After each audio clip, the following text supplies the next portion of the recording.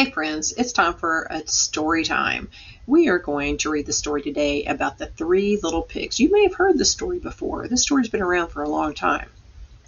And in this story, the three little pigs, once they have gotten bigger, their mother decides it's time for them to live in their own house. Their house is too cozy or too small for everybody now that everybody's big pigs. So as they move out of their mom's house and try to find and build a house of their own, you're going to find that one pig is kind of lazy and he just builds his house very carelessly out of straw. Now, straw is very lightweight material. It's not going to hold up in the wind or rain very well. So we're going to find out what happens when the wolf comes around. And the next little pig, he's a little bit harder working, but not too much. He decides he's going to build his house of sticks because it's much easier than building out a great big log. It doesn't take as much time. And same kind of thing. Smaller sticks are not going to hold up very well over time. And we're going to find out what happens when the big bad wolf comes around. But then you have the other brother that is very hardworking and likes to see things through, always wants to do the right thing. And he builds his house out of bricks. Now, bricks are a very strong material, and we're going to find out what happens when the wolf comes around to his house. So let's go ahead and we're going to get started with our story. I'll take my picture away, and you can see the front cover of our book here. So the three little pigs. Now the illustrator, or not the illustrator, but the author's name is Bonnie Dobkin. Now she didn't write the whole story. She kind of retold it from a story that's been around for a long time. And the illustrator is Subhash Bajaj. The Three Little Pigs. It says, once upon a time, three little piglets lived in a small, cozy home with their mother. Their names were Porter, Perry, and Parker. Porter was a relaxed sort of pig. He liked to play and eat. So here we see Porter relaxing on the couch. Now Perry, he was a creative type of pig. He had lots of ideas, but he didn't always finish what he started. So you can see he's thinking about stuff. He started a puzzle, but he's not finished. And Parker, here's Parker right here. He was a thoughtful little pig who worked hard and did everything just the way he was supposed to. This kind of annoyed his two brothers because he always did exactly what he was supposed to. Well, the three little piglets got older and older and bigger and rounder. And one day their mother made a decision. You've grown too big for this little house, she said. It's time for you all to go off into the wide, wide world and build homes of your own. So the three little pigs, they packed their bags and got ready to leave their too cozy house. Any advice for us, Mother? Asked Parker.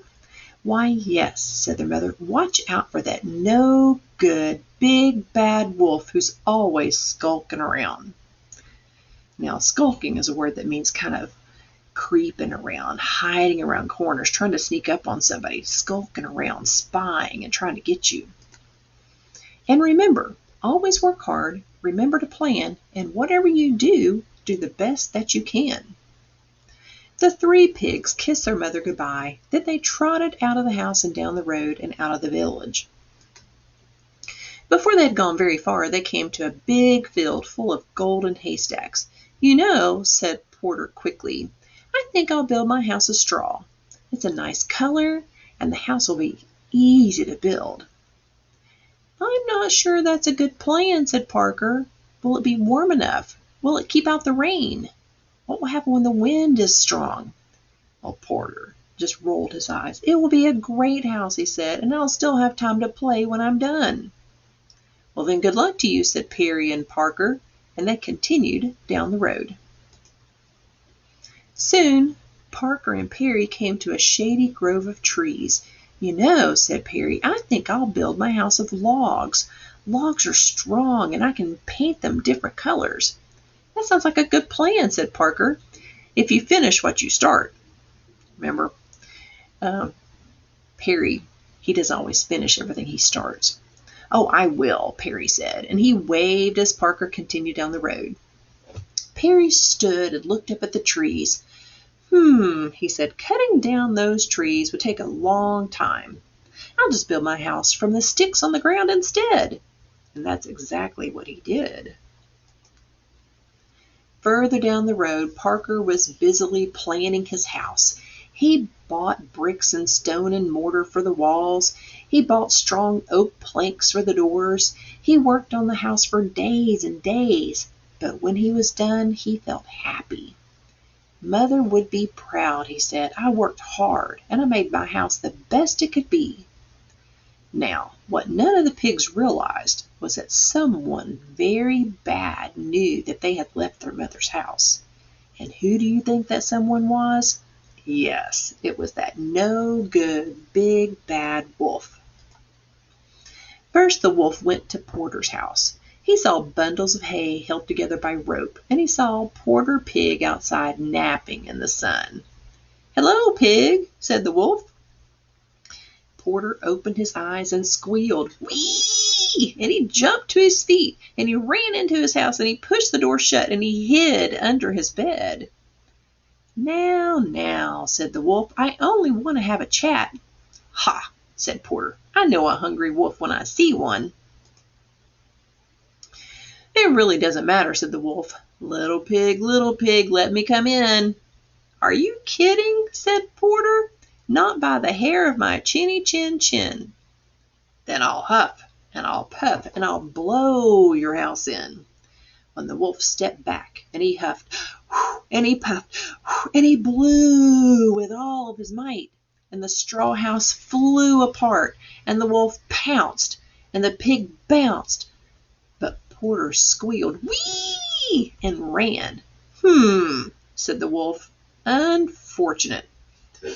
So he did not catch Porter. Porter got away. The next day, the wolf decided to try again. He strolled down the road until he saw a flimsy house made of sticks and twigs. Perry was lying in a hammock outside. "Hello, little piggy," said the wolf. Perry jumped up in fright, and he ran inside his shaky house, and he pushed a dresser against the door. So here you can see the dresser he pushed in front of the door, trying to keep the wolf out. "Ha," said the wolf. "Does he really think that's going to help?" He clears his throat. Little pig, let me come in." "No way," said Perry. "Not by the hair of my chinny chin chin. Then I'll huff, and I'll puff, and I'll blow your house in." The wolf stepped back. He took 2 huffs, and he took 2 puffs, and then he blew with all of his might. And sticks and twigs swirled in the air, and the wolf pounced. The pig bounced, but Perry squealed and ran. "Whee!" "This just won't do," said the wolf. Perry got away too. But the wolf knew there was still one more brother to visit. He strolled down the road until he saw a house made of stone and brick. Parker was digging in a garden outside. "Hello, friend pig," said the wolf. "Don't you friend pig me," said Parker. "Leave now, or you'll be sorry." "I doubt it," said the wolf. Parker went inside and slammed the door. The wolf heard 3 locks locking and 4 shutters slamming, and he stood back. Little pig, let me come in." "Not by the hair of my chinny chin chin." "Then I'll huff, and I'll puff, and I'll blow your house in." "Go ahead and try," said Parker. The wolf huffed 3 times, and he puffed 3 times, and then he blew with all of his might. Nothing happened. "That's a surprise," said the wolf. Now he huffed 4 times, and he puffed 4 times, and then he blew again with all of his might. Still nothing. The wolf tried again, and again, and again. "This is not going at all the way I expected," he said. Finally, the wolf fell flat on his back, puffing and wheezing, and he heard a shutter creak open. Here's Parker peeking out. "I knew my house would stand up to that no-good wolf," said Parker. "I'm just glad he didn't think about coming down the chimney."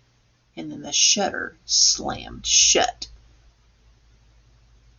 "The chimney," whispered the wolf, springing to his feet. "Of course." He sneaked to the side of the house and saw a pile of boxes stacked against the wall. "This makes it even easier," he chuckled. He climbed up the boxes and he crept across the roof. Then he jumped into the opening and slid down the chimney. Oh my goodness.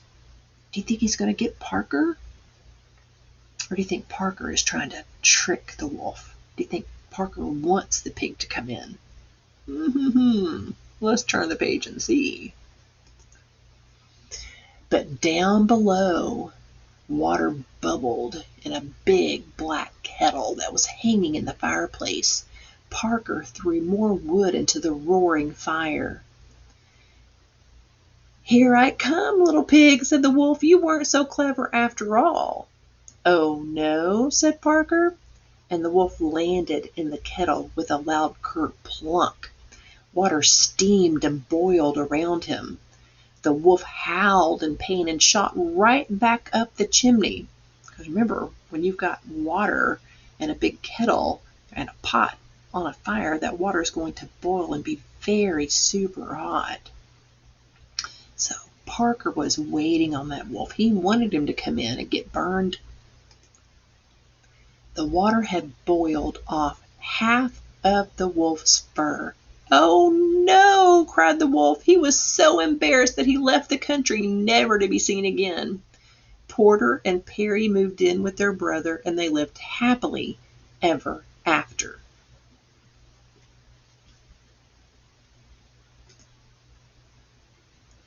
Well, I hope everyone enjoyed the story about the three little pigs. You might have heard it before, but this one's probably a little bit different. So the last brother that built his house of bricks and stone, he built the strongest house. And even though the wolf could not blow down his house, he still tried to play a trick on that wolf to make the wolf go away and never to come back again. So he had that fire going in his fireplace, ready for that wolf to come down the chimney, and even gave the wolf a hint. "If only I'm so glad the wolf didn't think to come down the chimney." That was his clue that he gave the wolf. "Go ahead, come on in. I've got something waiting for you." All right. I hope you guys enjoyed that story today.